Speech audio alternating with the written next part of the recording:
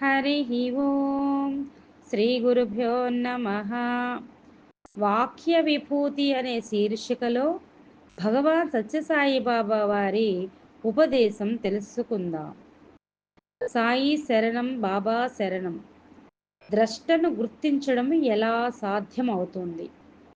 దృష్టికి దృశ్యమునకు అవినాభావ సంబంధం ఉన్నది. పవిత్రత అంటే ఏమిటి? ఈ పవిత్రతనే శక్తి అన్నారు. ఈ శక్తి అనగా ఏమిటి? మానవుని యందు కోరిక లేకపోవడమే పవిత్రము అన్నారు. ఎప్పుడు కోరికలు బయలుదేరుతాయో అప్పుడే దుఃఖం అనే షాడో కూడా వస్తుంది. దుఃఖము ఎప్పుడు ప్రవేశిస్తుందో అక్కడ పవిత్రత అనేది శూన్యమవుతుంది. ఈ రెండింటికి మనస్సే కారణము. దృష్టి దృశ్యము ఉంటున్నాయి.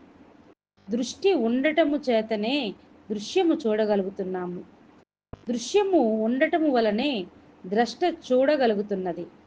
కనుక దృష్టికి దృశ్యమునకు అవినాభావ సంబంధం ఉన్నది. కానీ ఈనాడు మనము దృశ్యమును వేరుగా, దృష్టిని వేరుగా చేయడం వలనే దుఃఖము ప్రారంభమవుతుంది.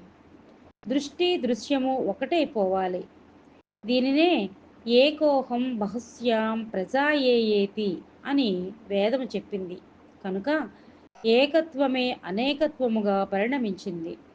అనేకత్వములోని ఏకత్వమును గుర్తించుకోండి. Nations are many but earth is one. Beings are many but breath is one. Stars are many but sky is one. ఈ విధంగా చూచినప్పుడు ఉన్నది ద్రష్టగా ఒక్కదానిలోనే. కానీ అజ్ఞానం చేత మనము అనేకత్వాన్ని, దృశ్యాలను చూస్తున్నాం. ఓం శ్రీ సాయిరామ్.